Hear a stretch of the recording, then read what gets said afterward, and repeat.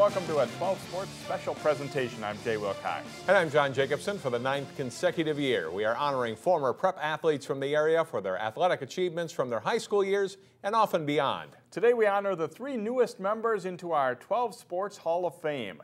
And we begin with a multi-sport athlete from Wayzata who becomes, for the time being anyway, the youngest member of our Hall of Fame. Miller one-on-one. Oh, a great move. Joey Miller alone. Oh, what a beauty! He's a first ballot type of player. Wayzata hockey and football star Joey Miller, a 2006 graduate, joins the 12 Sports Hall of Fame. It's pretty cool. It's exciting because you think back to all the memories and all the friends I made and all the success we had as a team. It feels good just, I guess, to reminisce and be recognized a little bit, and that's pretty cool. Simply put, Miller's one of the best high school hockey players ever in the area. He's Wayzata's all-time leading scorer with 84 goals and 83 assists for 167 points, and was a Mr. Hockey finalist as a senior. The thing that Joey did so well was, lead our team with just incredible work ethic. And he kind of brought, we had so much talent on the team, but he kind of brought that talent level up and kind of raised the bar every day in practice, and really helped us become a state tournament team. In on the right wing, deflects right to Miller and a goal! Miller was already an established star when he helped Wayzata to its first state hockey tournament appearance in 50 years as a sophomore in 2004. Score! In his senior season, Miller was a big factor at running back as the Trojans won their first state football title. The state experiences were thrilling but different. There are different feelings. Hockey was just exciting just because it's such a big thing, it's one of the biggest high school athletic things in the country.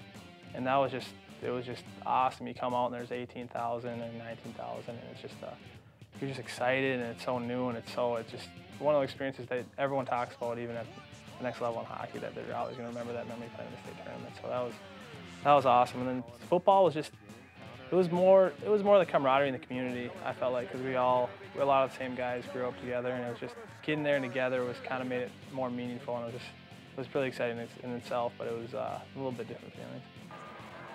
Throwing downfield, and it is intercepted. Joey Miller. He was a great leader in football, as well as a talented guy, primarily as a defensive back his first 2 seasons, and then as the go-to running back his senior year. He set a record with 39 rushing attempts in the Prep Bowl. Joey's one of those players that you hear about coming up through the youth program, not because he was, I think, a superior athlete, but just a superior competitor. And everyone kept telling me he's going to be a joy to coach, and he truly was. He's one of those guys that somehow he always seemed to have the knack to make the play when it had to be made. And for us, whether it was playing defense more so his junior year, or offense, which he played more so his senior year, he just always seemed to make the play that, turned the game around or won it when it had to be won. And you get very few players like Joey Miller in your lifetime to coach as a coach. While he excelled in both sports, there was always a clear number 1 for Joey. I always liked hockey. I had a passion for hockey. Football, I really just enjoyed playing football. It was kind of, to be honest, when football came around, it was something I just picked up and I just enjoyed doing. There was something on the side. Hockey I was always doing hockey camps and taking it a little more serious, but I really enjoyed both sports, but hockey always was kind of my big passion. It's now become very common for Wayzata to compete for the title in football. Miller's group helped them get to that point. Our group, for some reason, we didn't lose a game until the sophomore in high school. So we always were figuring, well, we got to be up there somewhat, so we always kind of believed that we were going to win state, and actually doing it was a pretty cool accomplishment. We were pretty excited about that, and just getting the school over the hump because we were so close. We had such great players that came before us, and it was just an exciting time, and it was a good experience. Miller just completed his college career with the Gophers this spring. While he wasn't a star like in high school, Miller was a respected member of the team that reached the Frozen Four this season. I loved it.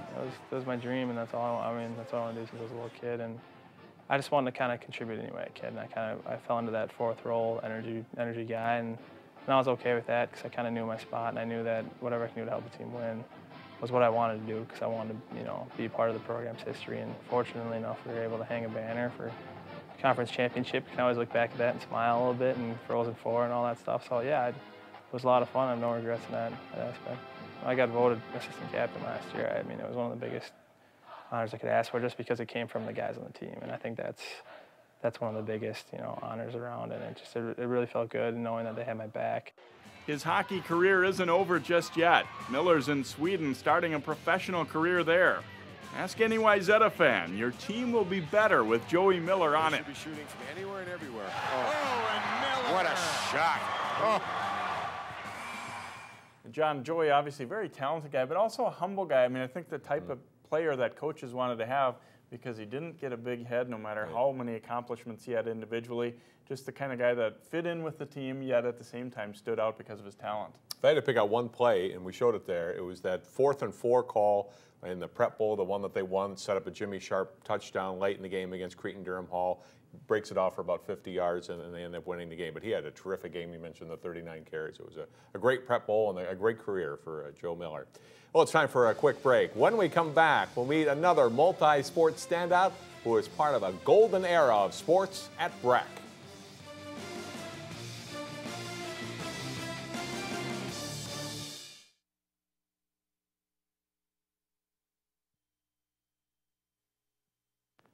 Breck School sports achieved great success in the late 1990s and early 2000s with a special group of athletes. One of them is our newest inductee into the 12 Sports Hall of Fame. He was a 3-sport standout who played a vital role in his team's successes. We welcome 2000 Breck School graduate David OHagan into the 12 Sports Hall of Fame. Though baseball was his strong suit, OHagan excelled in both football and hockey, too. In a 3-year varsity football career, quarterback OHagan led the Mustangs to a 28-4 record as a starter, throwing for over 4,300 yards and tossing 44 touchdowns. He came in with a lot of the fundamentals that he needed as a quarterback, and David was a very good student, learned that offense, and actually, helped take that offense to another level. Those teams were a lot of fun to be a part of, and I, can't say enough also just about what Coach Thiel did for that school and for the football teams, but more so, I think, for the rest of the school's athletic facilities and the program. On the ice rink, number 7 OHagan was twice named All-Tri-Metro Conference and was a member of Breck's first state hockey championship team in March of 2000. Any of the teammates that I see from that time, or a lot of my friends that played in or around the state tournament, I think we all agree that the state tournament in Minnesota and getting a chance to win it is something that it's pretty hard to beat in sports. But his real passion was in baseball. He excelled. And he drives this one a long way to right field. See you later. An outstanding hitter for Breck teams that won 2 conference titles and finished second at state in 1999. He really showed his stuff on the pitching mound. Comes back with the bender, and Norberg is down on strikes. OHagan amassed an 11-0 record as a junior, and for his Breck career won 25 games in 27 decisions, with an ERA of under 1 and 4 no-hitters, while twice being named All-State. His fastball was just nasty as heck. I mean, I think that was, the biggest thing that I can remember as far as, he had several pitches, but he had a nasty fastball. So the passion that he had was something that, again, it's not something you teach or you coach in a player. A player has to have that desire, and he definitely had that. I was very, very competitive to the point where I could lose my patience or my cool. I just think Coach Sedlock understood how to manage our team and also get people like me to, move and go in the right directions. That right direction turned into an opportunity to study political science and play ball at collegiate baseball power Stanford, which early in his career proved to be a humbling experience. The first couple times I threw in our fall inter-squad games, I was met with a pretty rude awakening in terms of the results I was getting. So the level of play, I was light years away from being able to help the Stanford baseball team play in a real game. But to the surprise of no one that knows him, David persevered and succeeded, winning Most Improved Player honors in his junior year, a year that ended in a trip to the College World Series for Stanford and a runner-up finish to Rice. That whole season was just incredible, and I think, every time that I got out there on the mound, I just got the sense that I was like, I've worked really hard for this, and you know, I'm going to do very, very well. And if I don't do well, it's not the end of the world. After an outstanding senior year with the Cardinal, shoulder surgery limited him to parts of 2 seasons of minor league baseball. He walked away from the game in 2006 with no regrets. I had no, you know, ill feelings or any animosity to baseball or being injured or anything like that. I just kind of, you know, realized that that happens to players, and that, you know, I wasn't the first guy that happened to, and I certainly wasn't going to be the last. For those who coached in the late 1990s at Breck, they recall some special teams and a great student athlete in David OHagan. He approached every game, whether it was football or baseball, with a strong mental and physical drive. The bar was high, the goals were high. You know, some people are afraid to set the high bar or, you know, go for that dream, but not David. David went after exactly what he wanted to do. Play action for OHagan. He's going for it all on first down. Got a man. Touchdown. Well, you saw we talked to David by phone in California. He's now a certified baseball agent. He works for a creative artist agency out in Los Angeles. It's a big firm that represents a lot of people in TV and film, but also they got into sports about 6 years ago. After his baseball career, settled down there, living the life in Santa Monica, 30 years old, and doing all right. And they represent a lot of athletes, and he's doing all right, I think. Yeah, what a great high school player. Yes. And you think of what a great quarterback he was, and you say his third sport, he was a regular contributor on a state hockey champion. But baseball, boy, as a pitcher, there were times you felt sorry for those hitters. And I would certainly rank him as probably one of the top 5 pitchers we've had in the area in the last 20 years. Just a dominating pitcher at any level for Breck. And again, a great era of sports at Breck, and he had a younger brother, Liam, who maybe will be in our Hall of Fame one day as well. All right, still to come. She had plenty of Centaur pride. We'll meet our 3rd Hall of Famer coming up next.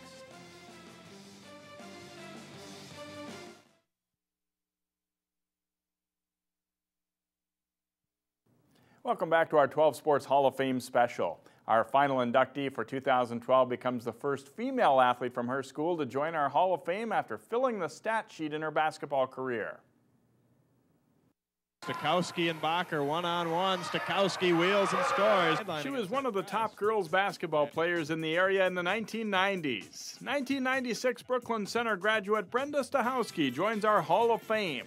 Well, yeah, definitely. It was out of the blue. I wasn't expecting it. When I heard your message, I was a little taken back, but very pleasantly surprised, of course, and enjoyed my time at Brooklyn Center. So did work hard, and it was a nice little accolade to hear from you. She also competed in track and was a talented volleyball player, but it's on the basketball court that Brenda really left her mark at BC. Brenda was a leader. She was a silent leader. She led by example. Just an outstanding basketball player. And you don't realize it until after she graduates, and then you look back and you know what, she was pretty special. And she was probably the best, she was the best big post player I have ever coached. I think as you get into high school, it was one of those things where I liked volleyball and basketball a lot, and I had to pick one because you had to concentrate more on one to excel. So basketball was my strong suit, I felt, so that's why I chose to go that direction. And Stachowski was a 4-year all-conference pick for the Centaurs and still holds school records with 1,879 points and 1,310 rebounds. She was an all-state pick as a senior, and as I found out firsthand back then, was pretty tough to stop. Her ability to handle the basketball. You know, a lot of post players, as they develop, they don't, they get stuck down in the post and they don't have to handle the basketball. She was kind of unique from the standpoint that she was able to handle the basketball.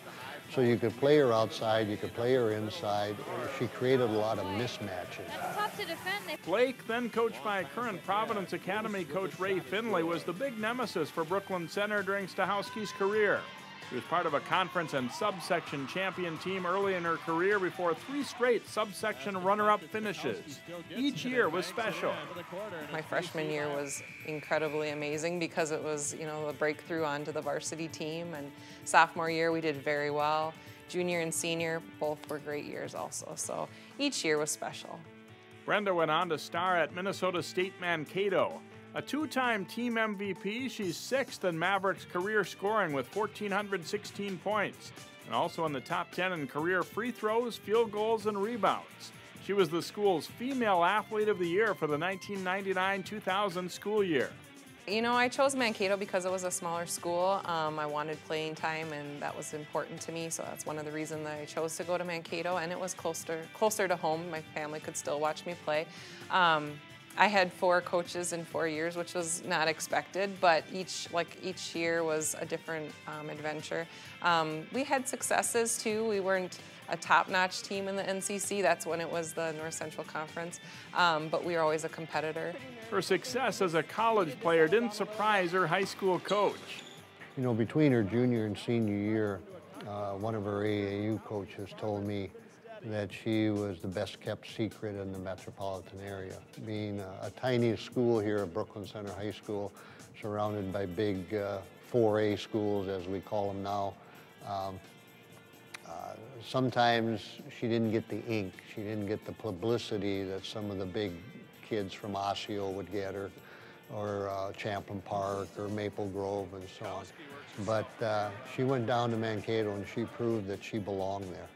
Now at age 34, Brenda settled north of the Twin Cities and doesn't play too much basketball these days. I play horse. That's about it. No, I don't really play basketball anymore. I retired from that, but do other things that are athletic-wise. Play volleyball, run a lot, things like that. I'm a household coordinator at Grace Point Crossings, which is a nursing home in Cambridge. I've been there now for about 6 months, but I've had a long-term care career. That's where I've been since graduating from college. I live in Cambridge with my husband, and we live on some acreage and enjoy gardening and being outside and just going hiking and taking in the outdoors. That's really important to me right now. The people she works with may not know it, but Brenda Stachowski was a Centaur's all-time great. And as you may have heard, correct pronunciation, Stachowski, which we did not know. Her coach, Roger Hansegard, said, that's Brenda, though, too polite to correct anybody about that. It was Stachowski to us for many years, yeah, and she was a terrific athlete. And congratulations to her and being in our Hall of Fame. We'll be back to wrap up the show in a moment.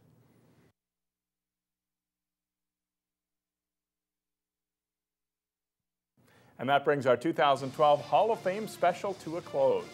Thanks to some special talents, some terrific athletes there, and to all of our crew that put this show together. Thank you for watching this 12 Sports special presentation.